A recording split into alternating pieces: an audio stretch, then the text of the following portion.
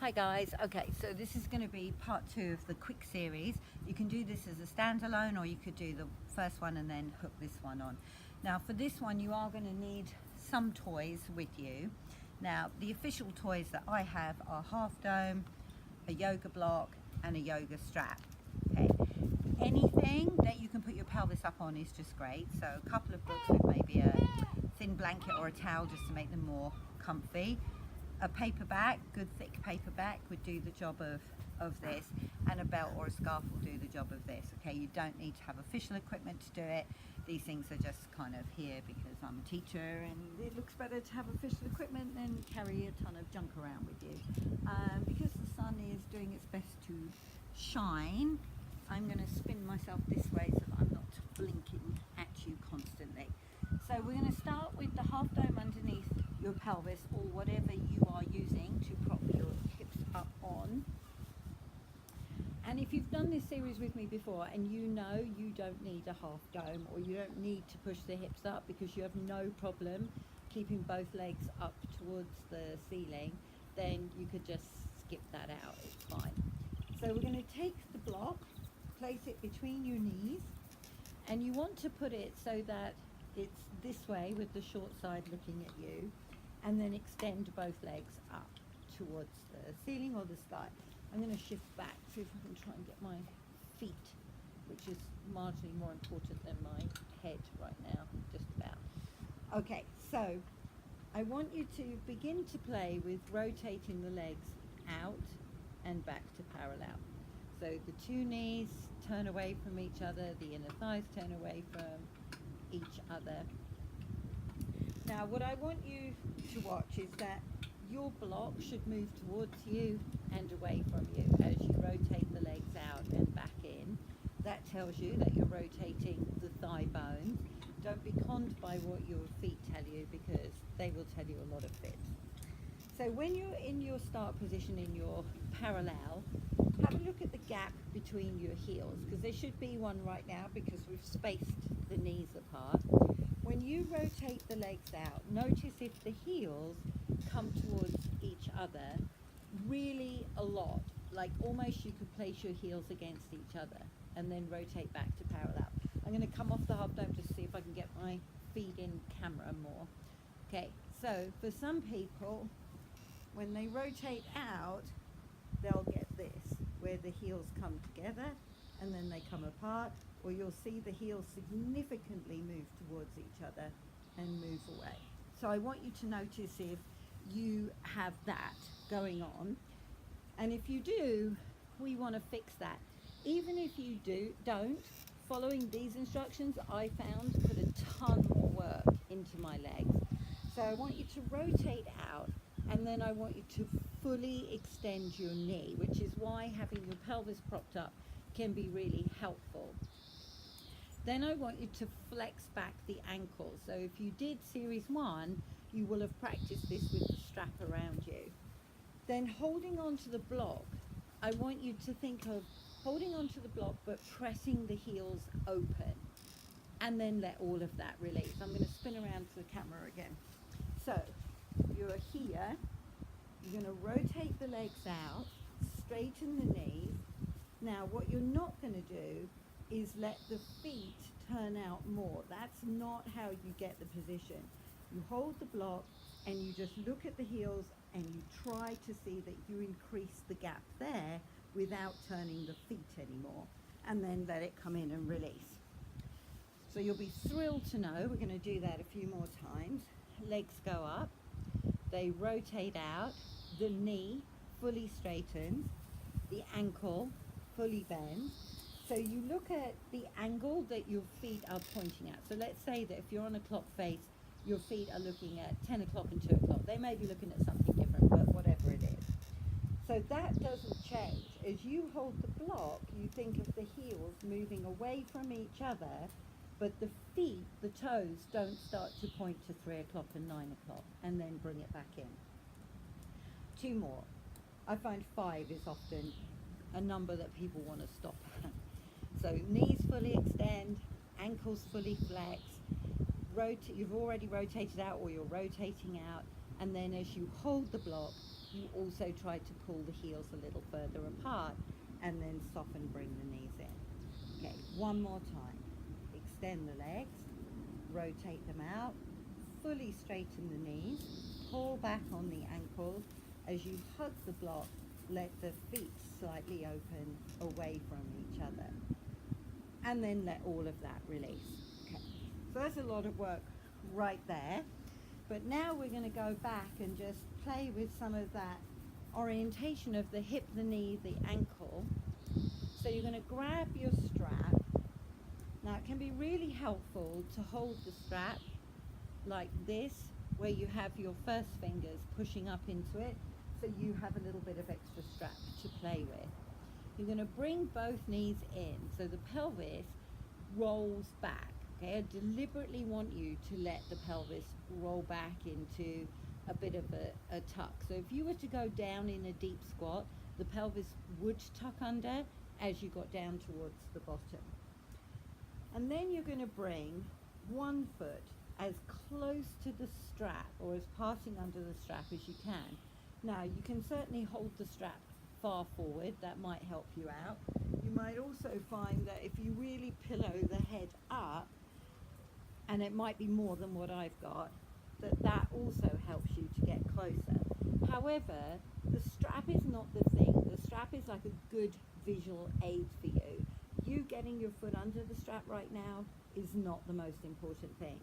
What I want you to notice is, as you try to get that foot towards going under the strap, can you look at where your knee is now heading, where your ankle is now heading, what your foot might be doing? So for a lot of people, the knee will start to go out one way, the heel will point out the other way, or there could be many variations. Each will be individual to you and individual to each leg, but you're just going to observe that. And then let it release, and then see what the other leg will give you.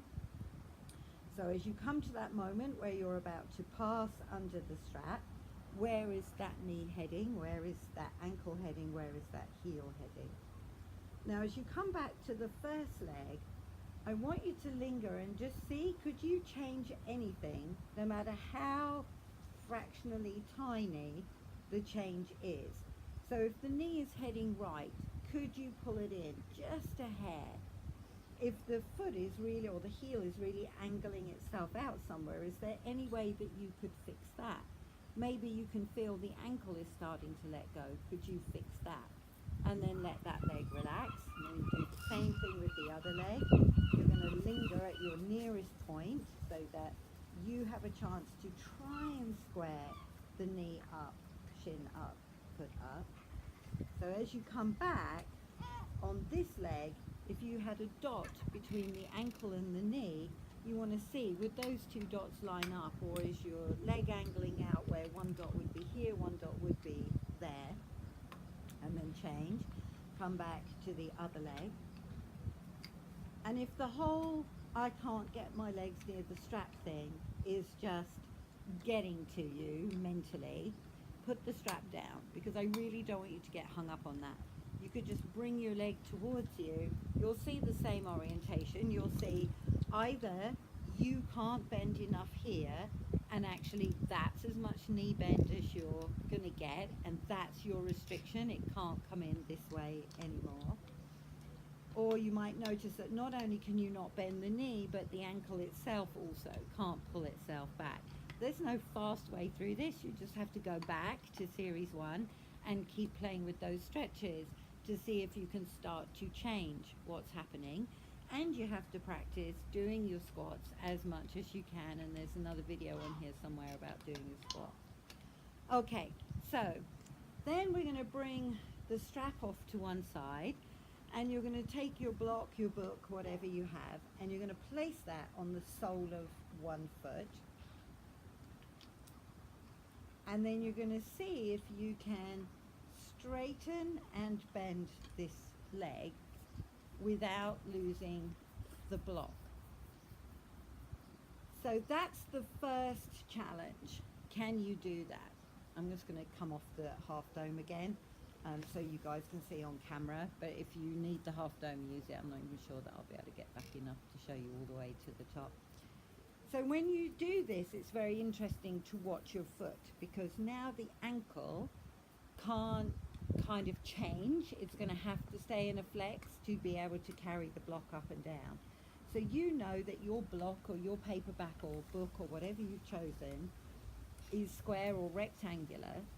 So when it goes up to the sky, is it still square and rectangular, or can you see that now the whole thing has turned out somewhere?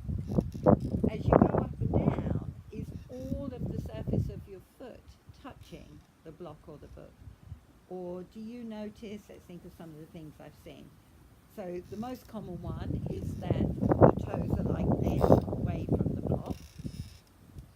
So even if you can't get them on the block, trying to get them on the block is the effort needed to fix that.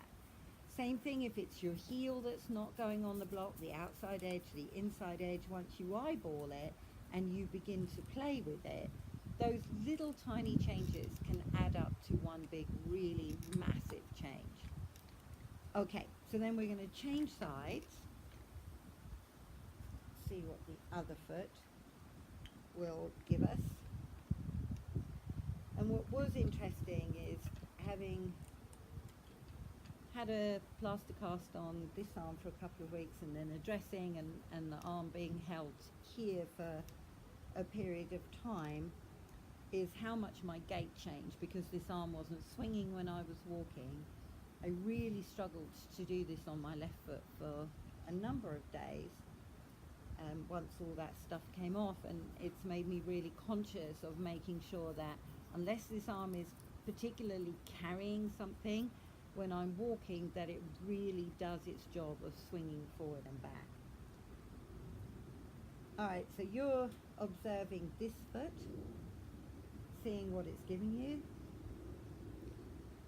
Is your block staying really rectangular? Is the whole surface of your foot staying on there? Are you able to keep the ankle bent?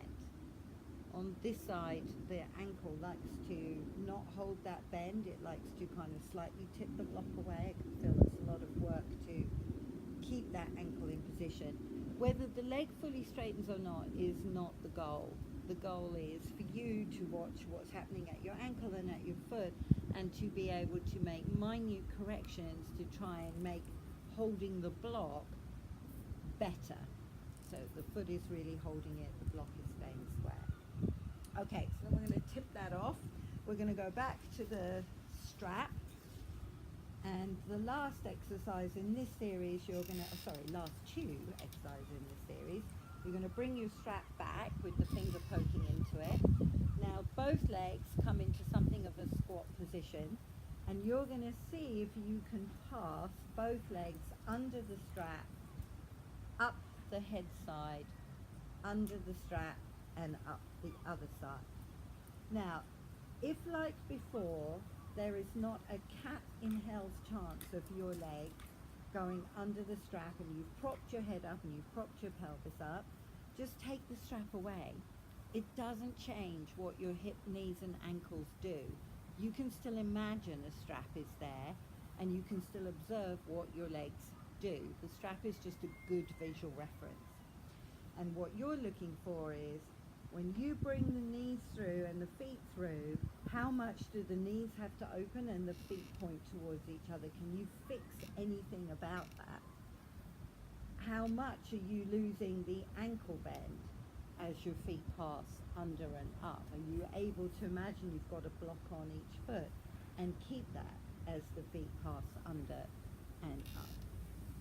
And if you're merrily doing it and you think you're doing a good job, glue the knees and feet together, and when they pass under the strap, do they stay together first and foremost, or do you see knees open, feet open?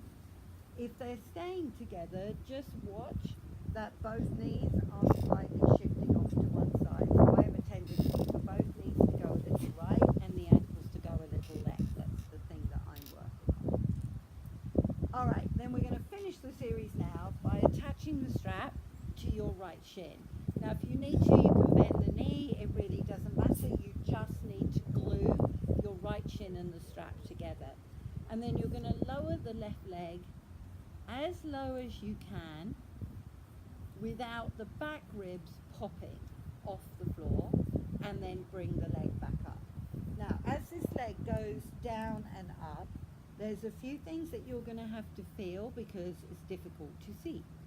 So when the leg goes down and you're kind of looking for the floor, this is what will happen. There'll be a little knee bend and the heel will maybe touch down. Touching the floor is not necessarily the goal. The goal is, can you keep your knee extended and your ankle and foot relaxed? And then see how far can you get. There's no arching back because the ribs are staying down, the pelvis isn't changing position, and the right leg is staying where you put it. And then you can certainly play with a few of the ankle flex to see, does that change something? Does the knee want to buckle more when you have the ankle in that more walking position? But I would play between the two, because oftentimes when you relax the ankle and foot, you realize they're trying to do the work of the muscles around your hip joint, the front of your thigh. And right now we're trying to work on opening up the front of the hip. And then change. And if you're really keeping that leg a straight line as it goes down and up, you might feel all the work going on in your abdominal wall to bring this leg down and up without anything else changing. And you have to become your best observer at what changes, because I can only tell you what I observe in my body or what I see when I'm teaching, but you may have other subtle things that you're doing that I haven't hit upon. There might be something in the shoulders or the neck that you're using that I don't use and haven't noticed. But I can notice that this right leg has much more difficulty trying to get down to the same position as the left leg. And then for sure in walking, I'm not going to be taking this leg behind me as much as I do my left leg. So something to work on. All right. And then you're done and you're going to let all of that release. Thank you for joining.